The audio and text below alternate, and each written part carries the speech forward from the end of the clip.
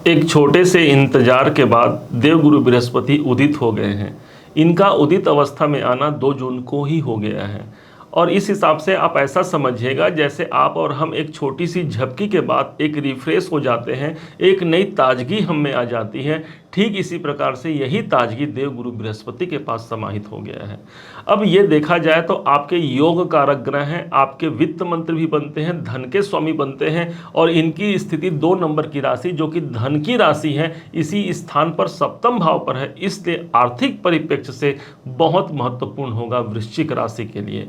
आज जानते हैं किन किन स्थानों पर भाग्योन्नति होगा, क्योंकि भाग्योन्नति तो प्रत्येक राशि का होगा, बस भावों में कमी हो जाएगा, अर्थात उन घरों में अलग अलग प्रभाव मिलेंगे। हम समझते हैं कि आपके राशि पर कौन से घर जागृत अवस्था पे आने वाले हैं जहां पर भाग्य का साथ आपको मिल सकता है। सबसे पहले समझते हैं देवगुरु बृहस्पति सप्तम भाव पर है। सप्तम भाव वो स्थान हो गया, भावात भावम के सिद्धांतों के अनुसार सप्तम भाव मेरे कैरियर का स्थान हो गया, इसलिए कार्य क्षेत्र में एक बहुत अधिक प्रगाढ़ता आप इसे देख सकते हैं। माना जाता है कि देवगुरु बृहस्पति जिस स्थान पर होते हैं उस स्थान को बड़ा बनाते हैं। जब यही बड़े स्थान पर है अर्थात सप्तम भाव पर है, इसलिए व्यापार आपका कर्म क्षेत्र बड़ा बनेगा। एक बढ़ोतरी होता है राहु के पास, लेकिन वो राहु रातों रात बढ़ा देता है और रातों रात घटा भी देता है, लेकिन देवगुरु बृहस्पति एक ऐसे ग्रह हैं जो बढ़ावा देते हैं और उसे लंबे समय तक हमारे जीवन पर कायम रखते हैं। शायद इसी कारण से इन्हें देवगुरु बृहस्पति का नाम दिया गया है। एक ऐसा नाम जो स्वयं अपने आप में ज्ञान और अपने आप में प्रकाश समाहित किए हुए हैं और यही प्रकाश यही ज्ञान हमको व्यापार में अपने जीवन में देखने को मिलेगा, अपने कर्म क्षेत्र में। चूंकि सप्तम भाव ही दाम्पत्य जीवन होता है, देवगुरु बृहस्पति का आगमन हुआ है, इसलिए दाम्पत्य जीवन में एक मधुरता आएगी। दाम्पत्य जीवन में एक डिसिप्लिन मेंटेन करेंगे पति और पत्नी एक दूसरे के लिए, तो ये देवगुरु बृहस्पति बहुत अच्छा परिणाम देते हैं। देवगुरु बृहस्पति को सात्विक ग्रह कहा गया है, देवगुरु बृहस्पति को धार्मिक ग्रह कहा गया है, इसलिए दाम्पत्य जीवन में भी पति पत्नी मिल करके यदि किसी धार्मिक कार्य को अंजाम देते हैं तो उनके लिए यह बहुत अधिक भाग्यवर्धक सिद्ध होगा।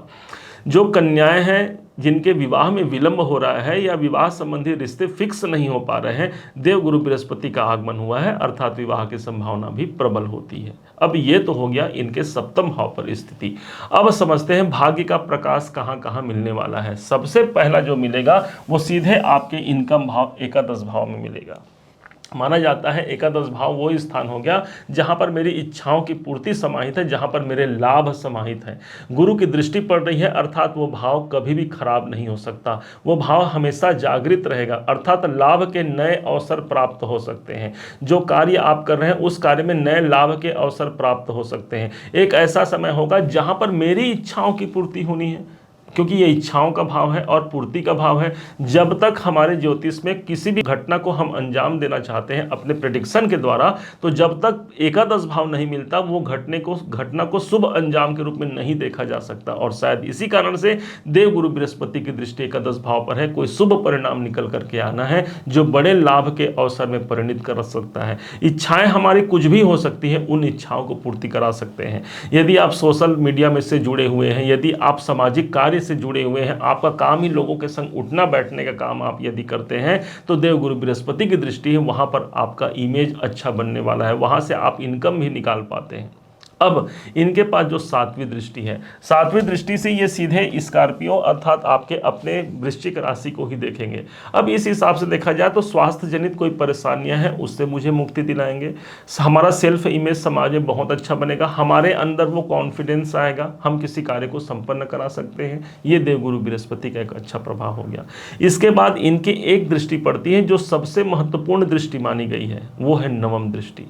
काल पुरुष की कुंडली जरा देखिए, उसमें आपको नवम भाव के नवमेश दिखाई देंगे देवगुरु बृहस्पति, और इस हिसाब से इनकी नवम दृष्टि पड़ रही है पराक्रम के भाव पर, वो बहुत अनुकूल हो जाएगी। अर्थात मेरे पराक्रम के द्वारा, मेरे साहस के द्वारा, मेरे परिश्रम के द्वारा मैं अपने अंजाम को प्राप्त कर पाता हूँ। इस समय पर आपको बैठ करके नहीं रहना है। इस समय पर कोई कार्य यदि नहीं बन रहा है, उसके लिए आपको प्रयास करना है, प्रयत्न करना है। ध्यान दीजिएगा, गुरु का साथ आपको है। गुरु का साथ अर्थात साक्षात जगदीश्वर का साथ हमारे साथ है। तो कैसे हमारा कोई काम नहीं बनेगा। अर्थात इस समय पर कोई डील करना है, आपके लिए अनुकूल समय रहेगा। कोई प्राप्ति करना है, अनुकूल समय रहेगा। स्पोर्ट्स में है आप, अनुकूल समय रहेगा। कोई खेलकूद संबंधी कामों में है, अनुकूल।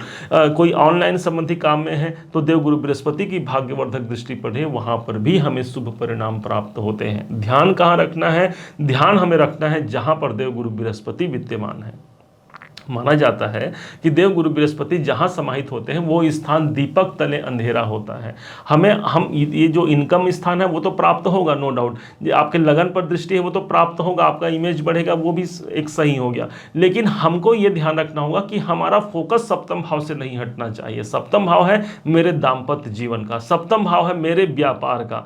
वहां से फोकस यदि हमारा नहीं बन पाएगा तो हमको प्रॉब्लम फेस करना पड़ सकता है। इसलिए जहां सुमति तहां संपत्ति नाना, जहां कुमति तहां विपत्ति निदाना।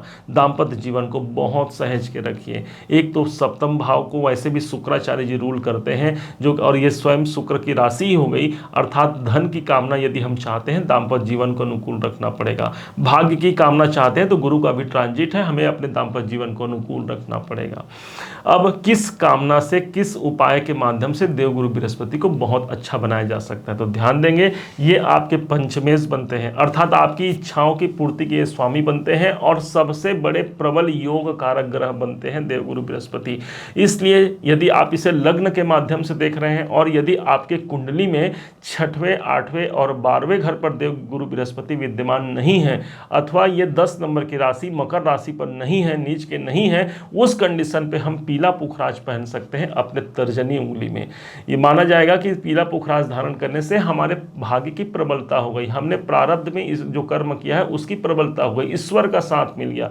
लेकिन जब भी कोई भी रत्न धारण करें, एक विशेषज्ञ ज्योतिषी से दिखा करके ही आपको रत्न धारण करना है, वरना एक रत्न आपको बहुत अधिक भाग्यवान बना सकता है और एक रत्न बहुत ज़्यादा हमारे जीवन को परेशानियों से भर सकता है।